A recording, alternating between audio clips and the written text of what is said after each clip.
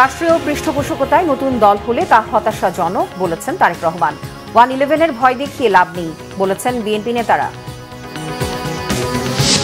সেনা শাসনের শঙ্কা নেই বলেছেন উপদেষ্টা মাহফুজ। দিল্লির চোখ রাঙানিকে প্রতিহতের হুঁশিয়ারি। সরকারের ছত্রছায়ায় কিংস পার্টি অস্বীকার সমন্বয়কদের। সব সংস্কারের দরকার নিরপেক্ষ সরকার বলেছেন ডাক্তার শফিক। স্বচ্ছ নির্বাচনে ডক্টর ইউনূসই যথেষ্ট মন্তব্য সার্জিসের। ঐক্য বিনষ্টে খেলছে ভারত বলেছেন মাহমুদুর রহমান। বিদ্যুতের দাম বাড়ানোর চাপ দিচ্ছে দাতারা জানিয়েছেন উপদেষ্টা। লুটপাটকারীদের বিচারে জ্বালানি অপরাধ ট্রাইব্যুনাল গঠনের তাগিদ। দেখছিলেন ক্রাউন 7 সংবাদ শিরোনাম। বিএনপির ভারপ্রাপ্ত চেয়ারম্যান তারেক রহমান বলেছেন, সরকারি পৃষ্ঠপোষকতায় নতুন দল হলে সেটি হবে হতাশাজনক। নির্বাচন নিয়ে বিতর্ক করলে পলাতক ফ্যাসিস্টরা শক্তিশালী হবে। বিএনপি ক্ষমতায় গেলে 31 দফার প্রতিটি সংস্কার বাস্তবায়ন হবে। শিক্ষা কমিশনও গঠন করা হবে। এদিকে মির্জা ফখরুলের বক্তব্য সমর্থন করে মাহমুদুর রহমান মান্না বলেছেন, ক্ষমতায় থেকে দল করলে কয়েক উপদেষ্টা নিরপেক্ষতা প্রশ্নবিদ্ধ হবে। আর গয়েশ্বরচন্দ্র রায় বলেছেন, আন্দোলন করে নির্বাচন আদায় করতে হলে সেটি হবে দুঃখজনক। আহমেদ সারওয়ারের রিপোর্টে বিস্তারিত। জাতীয় শিক্ষক দিবস উদযাপন এবং জাতীয় কাউন্সিল উপলক্ষে শনিবার ইঞ্জিনিয়ার্স ইনস্টিটিউশনে শিক্ষক সমাবেশের আয়োজন করে বাংলাদেশ শিক্ষক সমিতি ও বাংলাদেশ কলেজ শিক্ষক সমিতি। এতে ভার্চুয়ালি যোগ দেন বিএনপির ভারপ্রাপ্ত চেয়ারম্যান তারেক রহমান। তারেক রহমান বলেন, অন্তর্বর্তী সরকারের কোনো বিষয় নিয়ে ভুল বোঝাবুঝি বা কূটতর্ক সময়ের অপচয় মাত্র। বিএনপি মনে করে জনগণকে নিয়ে রাজনীতি নয়, বরং জনগণের জন্য রাজনীতি। বিএনপি সংস্কার এবং নির্বাচন দুটোরই পক্ষে, দুটোই অত্যন্ত জরুরি। সংস্কার নাকি নির্বাচন, কেউ কেউ এমন উদ্দেশ্য প্রণোদিত প্রশ্ন নিয়ে কূটতর্ক করার অপচেষ্টা করেছে। আমরা যদি দেশের বিরাজমান পরিস্থিতি দেখি তাহলে কিন্তু সেটি ভিন্ন। দেশের কোটি কোটি পরিবারের কাছে এই মুহূর্তে নির্বাচন এবং সংস্কারের চেয়েও গুরুত্বপূর্ণ হচ্ছে সংসার পরিচালনা করা। অন্তর্বর্তীকালীন সরকারের নানা সীমাবদ্ধতা থাকা সত্ত্বেও আমরা মনে করি এই সরকারকে কোনোভাবেই ব্যর্থ হতে দেওয়া যাবে না। কারণ হাজারো শহীদের রক্ত মারিয়ে একটি গণতান্ত্রিক, মানবিক, বৈষম্যহীন বাংলাদেশ গড়ার অঙ্গীকার নিয়ে এই সরকার রাষ্ট্র পরিচালনার দায়িত্ব নিয়েছে। দেশের ছাত্র তরুণরা রাষ্ট্র রাজনৈতিক ব্যবস্থার প্রতি আগ্রহী হয়ে উঠেছে। এটি অবশ্যই একটি ইতিবাচক দিক। এইসব তরুণরাই গত 1.5 দশকে একটি নির্বাচনেও ভোট দিতে পারেনি। তারা গণতান্ত্রিক রাজনৈতিক অধিকার বঞ্চিত এইসব তরুণদের কেউ যদি জনগণের অধিকার প্রতিষ্ঠায় নতুন রাজনৈতিক দল গঠন করে, অবশ্যই বিএনপি সেই উদ্যোগকে স্বাগত জানায়। তবে যে কথাটি এখানে কোনো বক্তা বলেছেন, আমিও একই সাথে উল্লেখ করতে চাই, তবে রাজনৈতিক দল গঠন করতে গিয়ে কেউ যদি রাষ্ট্রীয় কিংবা প্রশাসনিক সহায়তা নেন, সেটি জনগণকে হতাশ করবে, কিংবা অন্য রাজনৈতিক দলের প্রতি তাদের আচরণ কিংবা বক্তব্য, মন্তব্য যদি ঝগড়া সুলভ অথবা প্রতিহিংসামূলক হয়, সেটিও জনগণের কাছে হবে অনাকাঙ্ক্ষিত। বিএনপি যদি ক্ষমতা যেতে পারে তাহলে শিক্ষকদের কল্যাণে কি পদক্ষেপ নেওয়া হবে তার ঘোষণা দেন তিনি। জনগণের সমর্থনে বিএনপি আবারও রাষ্ট্র পরিচালনার সুযোগ পেলে অগ্রাধিকার ভিত্তিতে আমরা শিক্ষা কমিশন গঠন করব। নৈতিকতা এবং সামাজিক ধর্মীয় মূল্যবোধের আলোকে জীবন নির্ভর কর্মসূচি শিক্ষা ব্যবস্থা প্রবর্তন এবং শিক্ষা ব্যবস্থার আধুনিকায়নে সম্ভাব্য সকল পদক্ষেপ গ্রহণ ও প্রয়োজনে ওয়ারেন্ট অফ প্রেসিডেন্স বা রাষ্ট্রীয় পদমর্যাদা ক্রমে পুনর্মূল্যায়ন করে রাষ্ট্র এবং সমাজে শিক্ষা এবং শিক্ষকের মর্যাদা সমুন্নত রাখার বিষয়টি নিশ্চিত করার আমাদের অবশ্যই চেষ্টা থাকবে।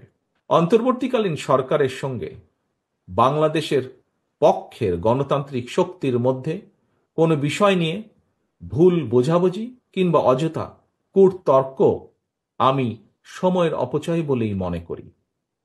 তবে একই সাথে সরকারের দৃষ্টি আকর্ষণ করে বলতে চাই, জনগণ যদি বৃহত্তর স্বার্থে বিভিন্ন ক্ষেত্রে সরকারের ব্যর্থতা ধৈর্য ধরে মানতে পারে, মেনে নিতে পারে, তাহলে যারা সরকারে রয়েছেন তাদের ধৈর্য এবং সহনশীলতা আরো অনেক বেশি থাকা জরুরি বলে আমরা মনে করি। নির্বাচন অনুষ্ঠান নিয়ে বিতর্ক সৃষ্টি করার অর্থ নিজেদের অজান্তেই পরাজিত পলাতক ফ্যাসিস্টদের অবস্থানকে শক্তিশালী করা। বিএনপির সর্বস্তরের নেতাকর্মীদের প্রতি বরাবরের মতনই আমার আহ্বান থাকবে, আপনাদের কোনো কার্যক্রম নিয়ে কেউ যাতে বিভ্রান্তি ছড়ানো কিংবা বিতর্কে লিপ্ত হওয়ার সুযোগ না পায় সে বিষয়ে অবশ্যই আপনাদেরকে সজাগ থাকতে হবে। সমাবেশে নাগরিক ঐক্যের সভাপতি মাহমুদুর রহমান মান্না বলেন, ৫ আগস্টের পর দেশ নতুন সন্ধিক্ষণে। গত দুদিন ধরে যে বিতর্ক উঠেছে তার কোনো দরকার নেই। তিনি নির্বাচন এবং অন্তর্বর্তী সরকারের নিরপেক্ষতা নিয়ে মির্জা ফখরুলের বক্তব্য যথার্থ বলে মনে করেন। আপনি সরকারে থাকবেন, আবার দলও বানাবেন। আপনি নিজে পুরুষ মানুষও বলবেন, আবার মেয়ে মানুষও বলবেন, এরকম হবে না।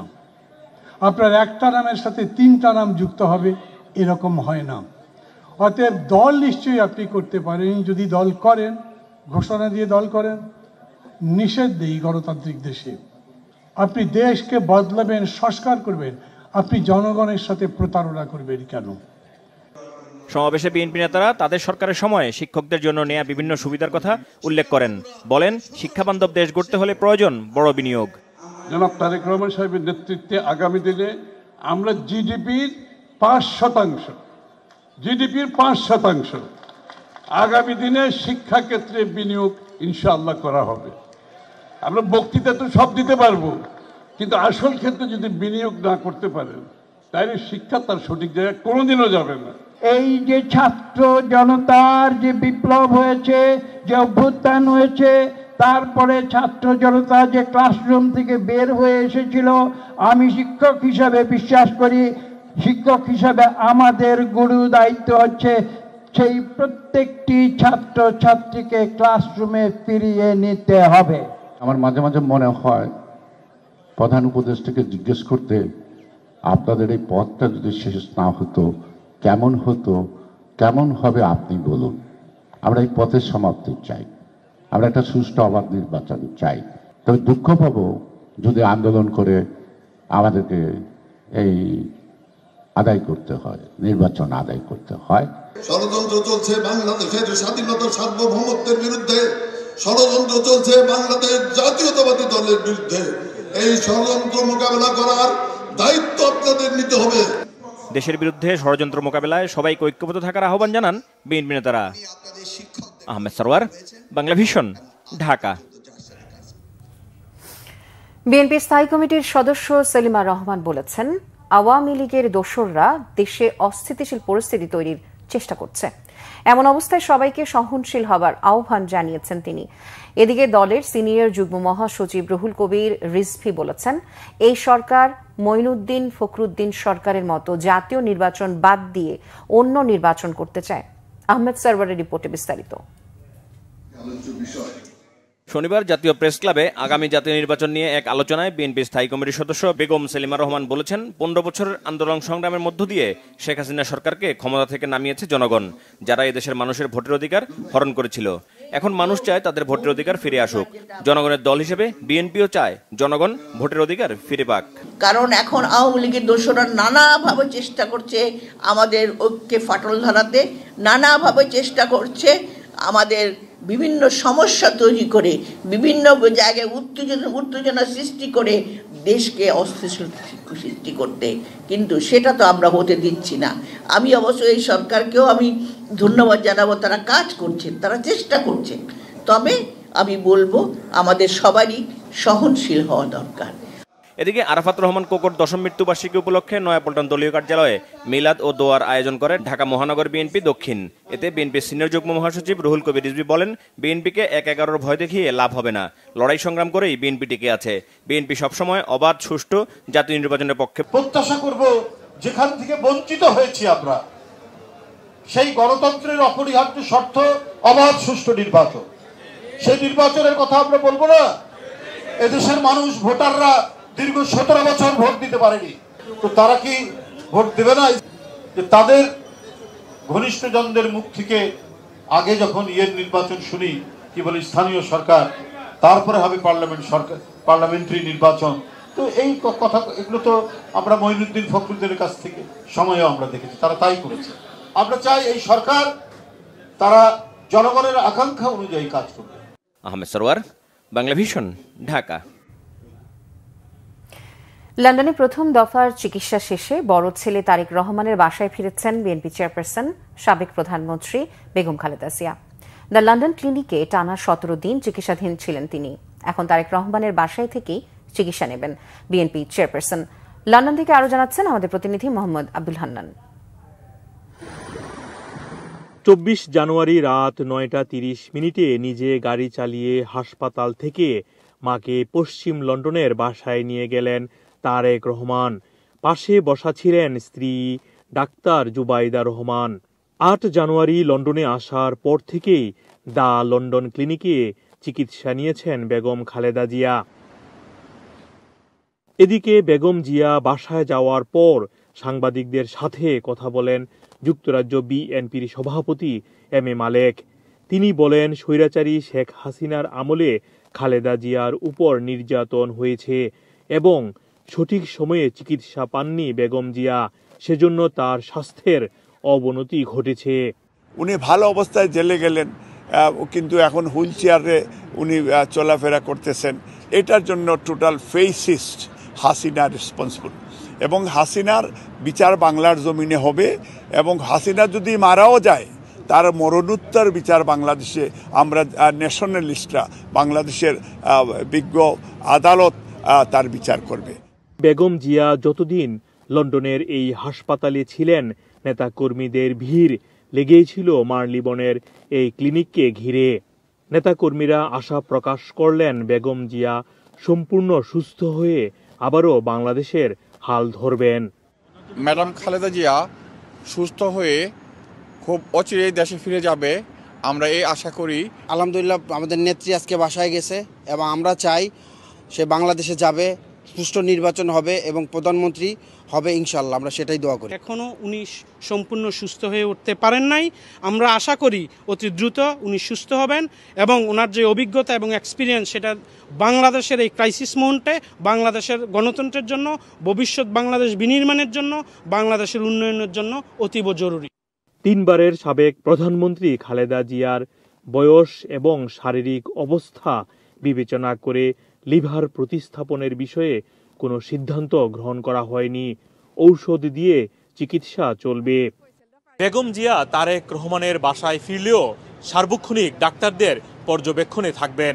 এছাড়াও কোনো প্রয়োজন হলে আবারও লন্ডনের এই ক্লিনিকে নিয়ে আসা হবে, এমনটি জানালেন বেগম জিয়ার উপদেষ্টা এবং যুক্তরাজ্য বিএনপির সভাপতি এম এ মালেক। লন্ডন ক্লিনিকের সামনে থেকে মোহাম্মদ আব্দুল হান্নান, বাংলা ভিশন, যুক্তরাজ্য। বাংলাদেশের সেনা শাসনের কোনো আশঙ্কা নেই। দিল্লির আশ্রয়ে কেউ যদি চোখ রাঙানি দিতে চায় তাদেরকে প্রতিহত করা হবে বলে হুঁশিয়ারি দিয়েছেন উপদেষ্টা মাহফুজ আলম। রাজনৈতিক ঐক্যের এখনও ঘাটতি আছে উল্লেখ করে তিনি বলেন, শেখ হাসিনার ধ্বংস করা প্রতিষ্ঠানগুলোকে সংস্কার না করে নির্বাচন সম্ভব নয়।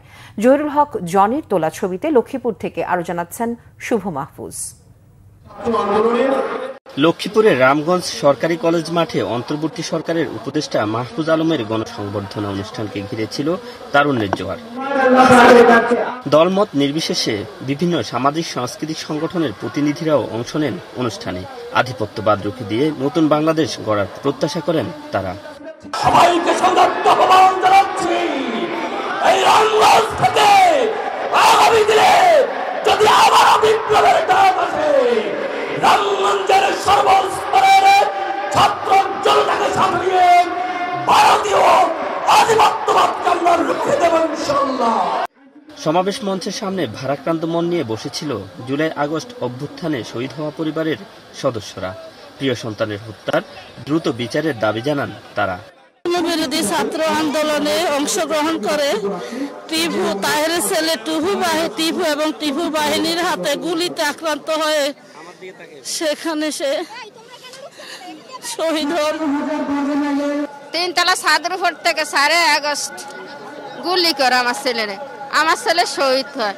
আমি ওই সালাউদ্দিন টিপুর আমি ফাঁসি চাই। আমাদের ছেলে মানে আমাদের ছেলেদেরকে যে হত্যা করছে এদের ফাঁসি চাই। অনুষ্ঠানে উপদেষ্টা মাহফুজ আলম বলেন, ফ্যাসিবাদ পরাজিত হলেও এখনো দিল্লির কোলে বসে ষড়যন্ত্র করছে। হুঁশিয়ারি দেন, এদেশে আর কোনো বিদেশি রাষ্ট্রের দাবিদারি চলবে না। দিল্লির দাবিদারি করার কোন প্রচেষ্টা হলে বিরোধ হবেই হবে। আওয়ামী ফ্যাসিজম শুধুমাত্র রাজনৈতিকভাবে পরাজিত হয়নি, হয়ে তারা নিঃশেষিত হয়ে যায়নি, বরং দিল্লির কোলে আশ্রয় নিয়ে তারা ফোঁস করছে। বাংলাদেশে সেনা শাসন আসার কোনো প্রেক্ষিত নেই। আমরা এবার কারো মদদে, কোন রাষ্ট্রের মদদে হাসিনাকে উৎখাত করিনি। আমরা জনগণ, ছাত্র জনতা রক্ত দিয়ে হাসিনাকে উৎখাত করেছি। মাহফুজ আলম বলেন, ফ্যাসিস্ট এর পতনের পর নতুন রাষ্ট্র গঠনের সুযোগ এলেও এখনো রাজনৈতিক ঐক্যের ঘাটতি রয়ে গেছে। রাজনৈতিক দলগুলোকে বলবো, আসুন বাংলাদেশ পন্থার ভেতর দিয়ে আমরা যারা ফ্যাসিবাদ বিরোধী শক্তি আছি ঐক্যবদ্ধ হই, সরকারকে সহযোগিতা করে এই সংস্কারগুলো করার জন্য। এই প্রতিষ্ঠানগুলো যদি সংস্কারকৃত হয় তাহলে উপকৃত হবে বাংলাদেশের জনগণ।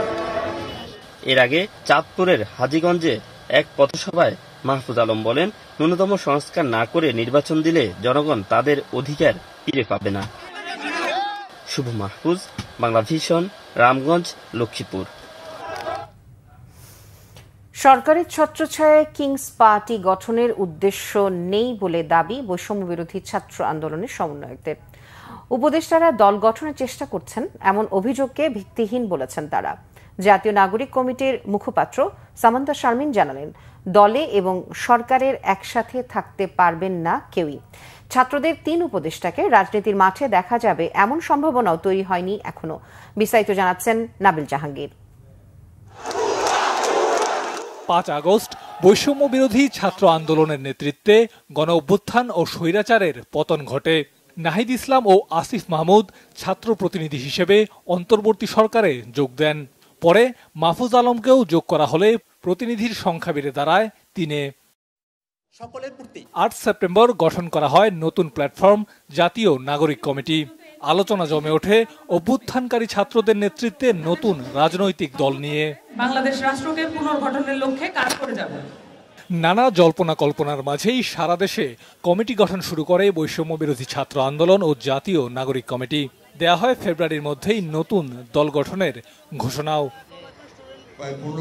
নির্বাচন ও সংস্কার নিয়ে বিতর্কের মাঝেই সম্প্রতি ছাত্রদের রাজনৈতিক দল গঠন এবং সেই সাথে উপদেষ্টা পরিষদে ছাত্র প্রতিনিধি থাকায় অন্তর্বর্তী সরকারের নিরপেক্ষতা নিয়ে প্রশ্ন তোলে বিএনপি।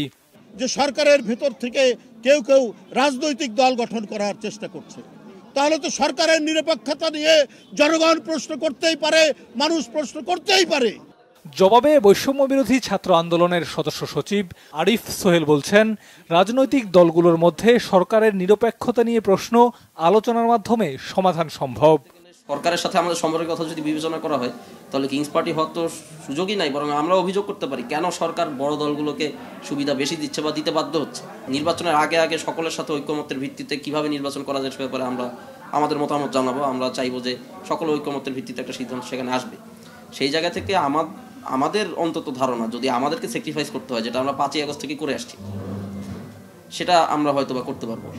জাতীয় নাগরিক কমিটির মুখপাত্র সামান্তা শারমিন জানালেন, একই সাথে রাজনীতির মাঠে এবং সরকারি পদে থাকার সুযোগ নেই। জাতীয় স্বার্থের সাথে সাংঘর্ষিক কিছু করবে না অভ্যুত্থানকারীদের নতুন রাজনৈতিক দল।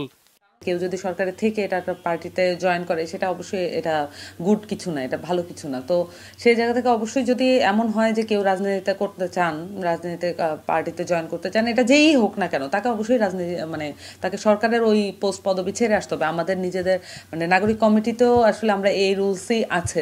অভ্যুত্থানের অন্যতম পরিচিত মুখ নাহিদ ইসলাম কিংবা অন্য কোনো উপদেষ্টা রাজনীতিতে আসবেন কিনা সে বিষয়েও সাংগঠনিকভাবে কোনো সিদ্ধান্ত নেওয়া হয়নি। ওনারা যদি কোনো ধরনের স্টেপ নিতেন সেগুলো আসলে কারোরই চোখের আড়াল থাকতো না। কারা আসবেন কি আসবেন না তাদের কি সিদ্ধান্ত হবে, এখানে অনেকটাই কিন্তু আবার ব্যক্তি স্বাধীনতার ব্যাপার আছে, যেটা আমি বললাম। অনেক কিছু এখানে আলোচনা সাপেক্ষ এবং সময় সাপেক্ষ বিষয়, কিন্তু এটা একেবারে সুনির্দিষ্ট করে বলার মোমেন্ট এখন আসেননি। নিশ্চয়ই ওনারা জানাবেন ওনাদের সিদ্ধান্ত যা হবে। নাবিল জাহাঙ্গীর, বাংলা ভিশন, ঢাকা। জামায়াতে ইসলামের আমির ডক্টর শফিকুর রহমান বলেছেন, নিরপেক্ষ সরকার ছাড়া সব সংস্কার সম্ভব নয়। যতটুকু প্রয়োজন ততটুকু সময় নিয়ে অন্তর্বর্তী সরকারকে সংস্কারের আহ্বান জানিয়েছেন তিনি। ডক্টর শফিকুর রহমান বলেন, উন্নয়নের নামে রডের বদলে বাঁশ আর সিমেন্টের পরিবর্তে ছাই ব্যবহার করেছিল আওয়ামী সরকার। তারা বলেছিল গণতন্ত্রের দরকার নেই, উন্নয়ন হলেই চলবে। দিনাজপুরে গোড়ে শহীদ ময়দানে জামায়াতের কর্মী সম্মেলনে তিনি এসব কথা বলেন।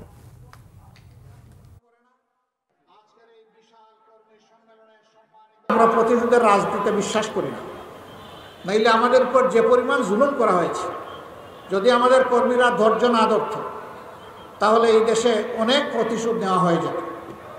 আমরা বলেছি হ্যাঁ, যতটা খুন হয়েছে সবগুলা খুনের বিচার হতে হবে।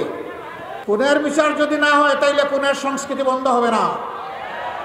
লুটপাটের বিচার যদি না হয় লুটপাটের সংস্কৃতি বন্ধ হবে না।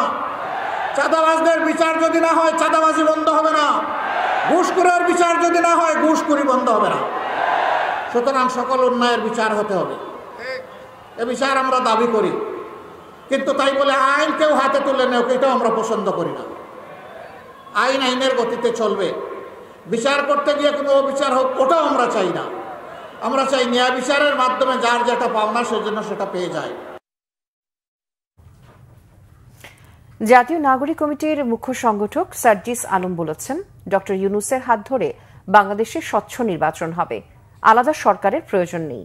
দুপুরে পঞ্চগড় মকবুলার রহমান সরকারি কলেজ মাঠে skill development youth summit season 3 অনুষ্ঠান শেষে সাংবাদিকদের তিনি কথা বলেন। বৈষম্য বিরোধী ছাত্র আন্দোলনের অন্যতম সমন্বয়ক সার্জিস আলম আরও বলেন, ফ্যাসিস্ট খুনি হাসিনা সরকারের একটা অবলম্বন আছে, তা হলো গুজব। তারা দেশের টাকা পাচার করে বিদেশে বসে গুজব ছড়াচ্ছে, তাদের গুজবে কান না দেওয়ার আহ্বান জানান তিনি। বলেন, অন্তর্বর্তীকালীন সরকার বা ডক্টর মোহাম্মদ ইউনূস এই পর্যন্ত বাংলাদেশের স্বার্থকে সামনে রেখে সবসময়ই জাতীয় ঐক্যের চিন্তা করছেন এবং সেটি তিনি ধারণ করেন। রাজনীতির মাঠে পক্ষে বিপক্ষে কথা থাকবে যে কোনো বিষয়ে, এটাই সৌন্দর্য, এটাই গণতন্ত্রের চর্চা বলে মনে করেন সার্জিস আলম। সবসময় আমরা দেখি বিএনপি জামায়াত থেকে শুরু করে অন্যান্য দলগুলোর সাথে তাদের মতামত নেওয়া, কথা বলা, এবং বিভিন্ন ক্ষেত্রে আমরা এমনটিও দেখেছি যে স্টুডেন্টরা তাদের জায়গা থেকে দাবি করেছে, কিন্তু রাজনৈতিক দলগুলো যদি তাদের জায়গা থেকে তাদের যে ঐক্য সেটি প্রকাশ না করে, সেই জায়গা থেকে অন্তর্বর্তীকালীন সরকার সরে গিয়েছে।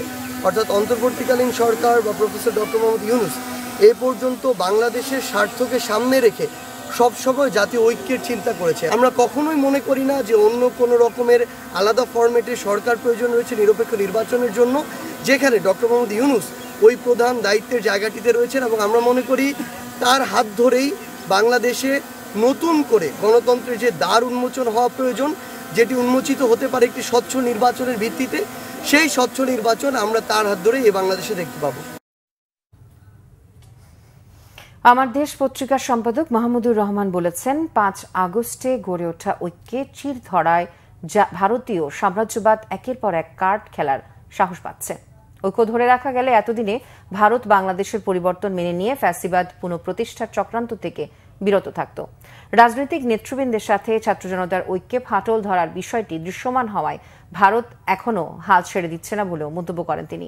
দুপুরে চট্টগ্রাম প্রেস ক্লাবে অন্তর্বর্তী কমিটির দেয়া সংবর্ধনা অনুষ্ঠানে তিনি এসব কথা বলেন। মাহমুদুর রহমান আরও বলেন, চ্যালেঞ্জ এখন একটাই, আবারও জাতীয় ঐক্যে ফিরে আসা। রাজনৈতিক কোনো মত পার্থক্য থাকলে তা আলাপ আলোচনার মাধ্যমে সমাধান করার আহ্বান জানান তিনি।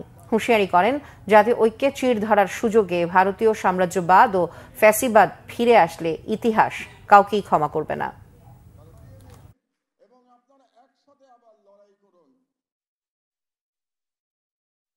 আপনারা এই ভ্রান্তিতে থাকবেন না যে ভারতীয় সাম্রাজ্যবাদ এত সহজে বাংলাদেশে তাদের এত বড় পরাজয় মেনে নেবে। এবং গত 5 মাস ধরে আপনারা দেখেছেন যে কিভাবে তারা একটার পর একটা ষড়যন্ত্র করে গেছে, একের পর এক কার্ড খেলে গেছে। আপনাদের এখানেই তো ইসকন কার্ড খেলা হয়েছিল। যেহেতু আমরা ঐক্য ধরে রাখতে পারি নাই, যেহেতু ফাটল দৃশ্যমান, সেই কারণেই ভারত তারা হাল ছেড়ে দিচ্ছে না। কাজেই ভারত যে হাল ছাড়ছে না, বাংলাদেশকে আবার ফ্যাসিবাদের পদানত করবার, আবার সাম্রাজ্যবাদের কাছে পদানত করবার যে হাল ছাড়ছে না, সেই ব্যর্থতার দায়িত্ব আমাদের সকলের, রাজনীতিবিদদের, আমাদের প্রফেশনালদের, ছাত্র জনতা, সবার। কারণ আমরা ঐক্যটা ধরে রাখতে পারি নাই। 4 দিনের সুইজারল্যান্ড সফর শেষে দেশে ফিরেছেন প্রধান উপদেষ্টা অধ্যাপক ডক্টর মোহাম্মদ ইউনূস। প্রধান উপদেষ্টাকে বহনকারী ফ্লাইটটি বিকেল 5:07 হযরত শাহজালাল আন্তর্জাতিক বিমানবন্দরে অবতরণ করে। সফরে প্রধান উপদেষ্টা শুক্রবার বিশ্ব বাণিজ্য সংস্থার মহাপরিচালক নিগোজি ওকানজো লাইলার সাথে দ্বিপাক্ষিক বৈঠক করেন।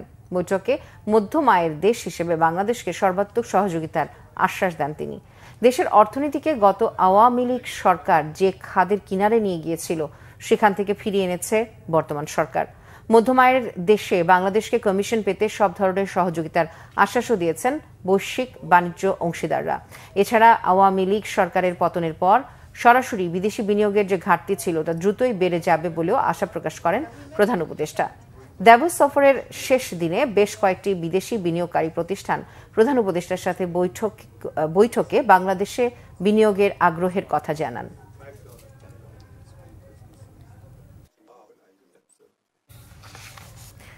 বিদ্যুৎ, জ্বালানি ও খনিজ সম্পদ উপদেষ্টা মোহাম্মদ ফাউজুল কবির খান বলেছেন, জ্বালানি খাতের লুটপাটকারীদের বিচারে জ্বালানি অপরাধ ট্রাইব্যুনাল গঠন করা প্রয়োজন।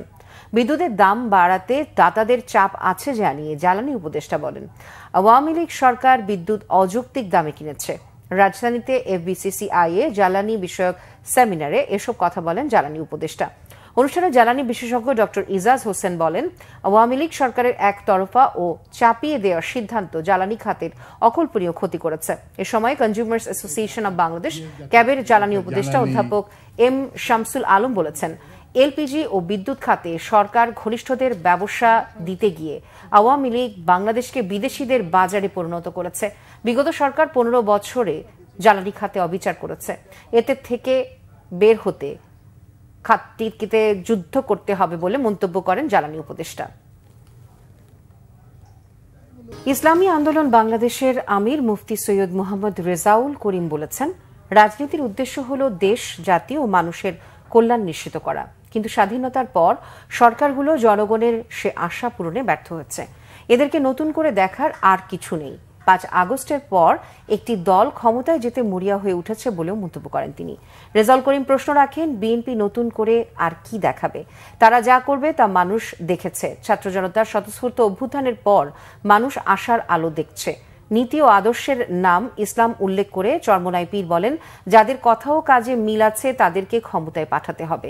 শনিবার বিকেলে রাজধানীর কারণবাজারস্থ ওয়াসা ভবন সংলগ্ন সড়কে ইসলামী আন্দোলন বাংলাদেশ ঢাকা মহানগর উত্তরের নগর সম্মেলনে প্রধান অতিথির বক্তব্যে তিনি এসব কথা বলেন। তিনি আরো বলেন, জালেম স্বৈরাচার হাসিনা সরকার দেশ ধ্বংস করেছে। জুলাই অভ্যুত্থানের পর দখল বাণিজ্য, টেন্ডারবাজি, চাঁদার হাত বদল হয়েছে। বিগত বিএনপি সরকারের আমলে দুর্নীতিতে দেশ 5 বার চ্যাম্পিয়ন হয়েছে বলেও মন্তব্য করেন বক্তারা।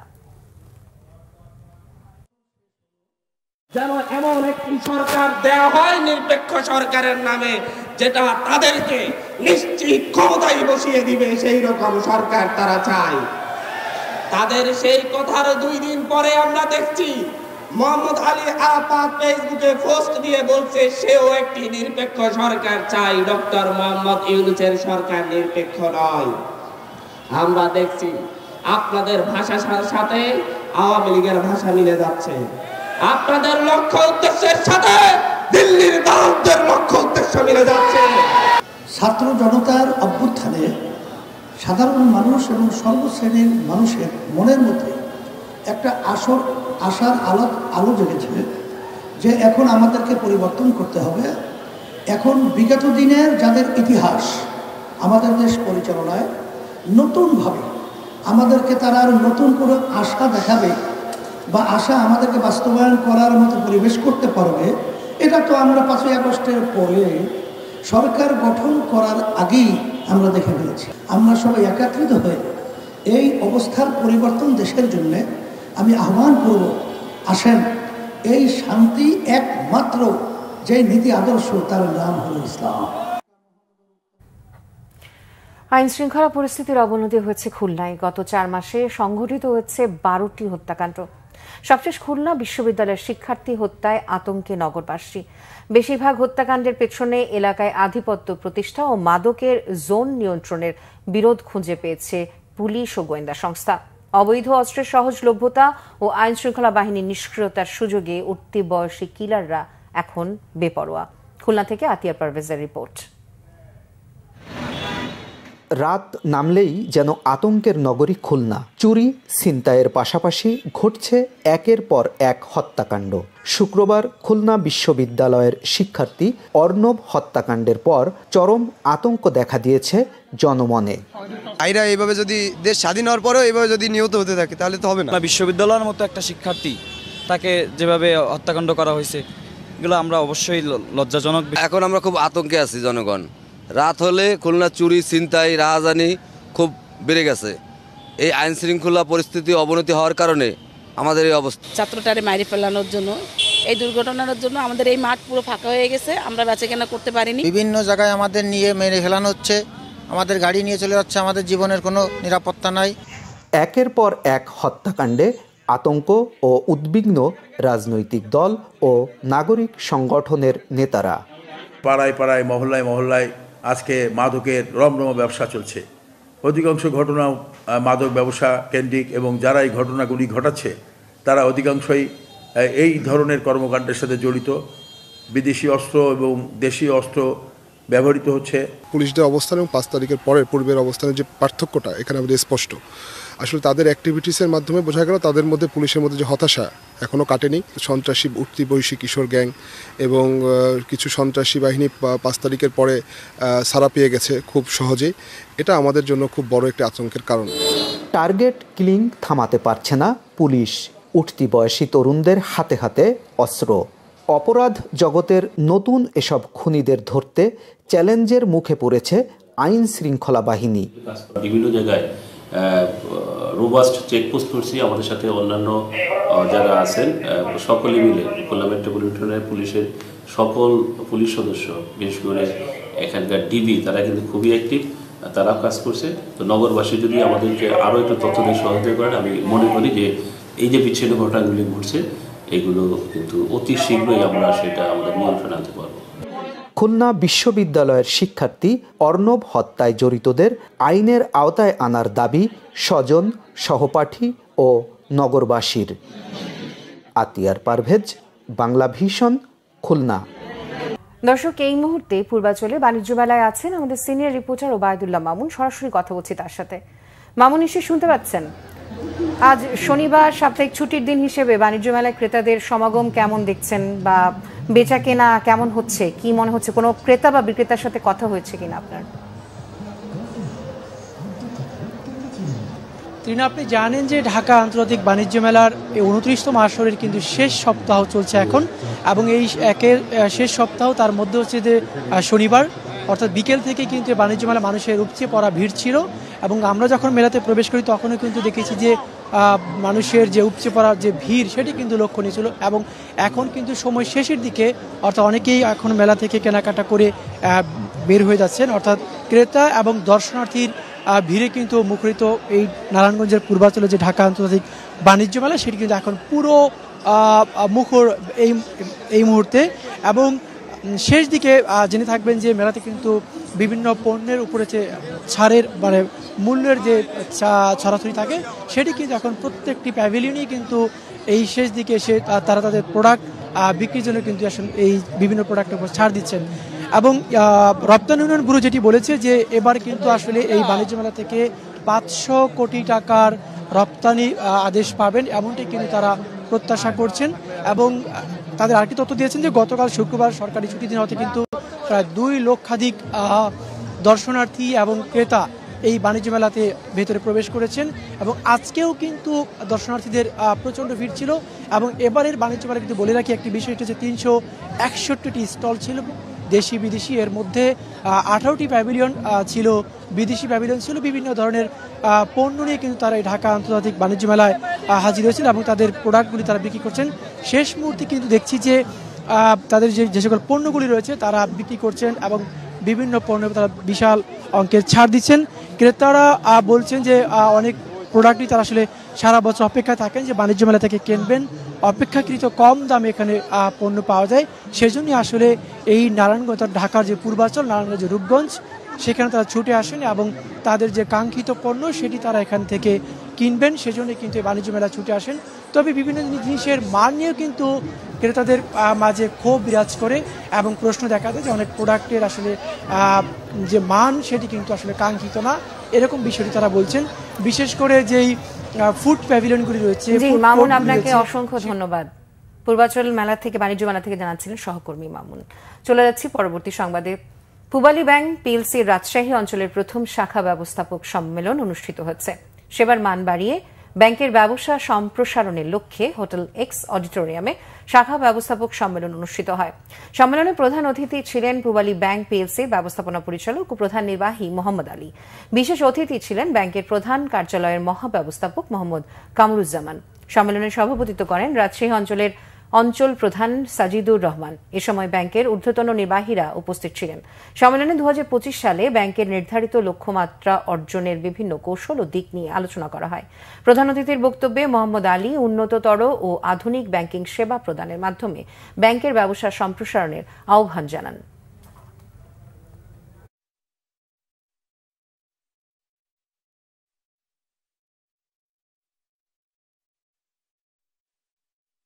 সংবাদ শেষ করব ক্রাউন সিমেন্ট শিরোনামগুলো আরো একবার জানিয়ে।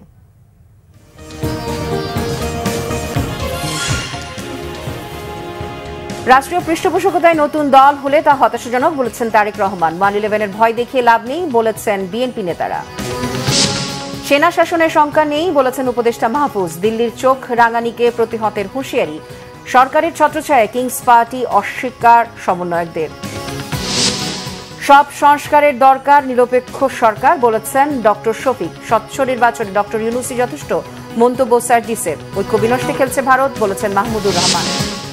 বিদ্যুতের দাম বাড়ানোর চাপ দিচ্ছে দাতারা জানিয়েছেন উপদেষ্টা। লুটপাটকারীদের বিচারে জ্বালানি অপরাধ ট্রাইব্যুনাল গঠনের তাগিদ। এই ছিল এখনকার মতো। পরের সংবাদ রাত 10:30টায়। এর আগে 9টায় নিউজ 20। এছাড়া বাংলা ভিশন সংবাদ ও সংবাদ সংশ্লিষ্ট অনুষ্ঠান দেখতে ভিজিট করুন www.bbnews24.com ও facebook.com/banglavisionnews এবং সাবস্ক্রাইব করুন youtube.com/banglavisionnews। এতক্ষণ সাথে থাকার জন্য ধন্যবাদ সবাইকে।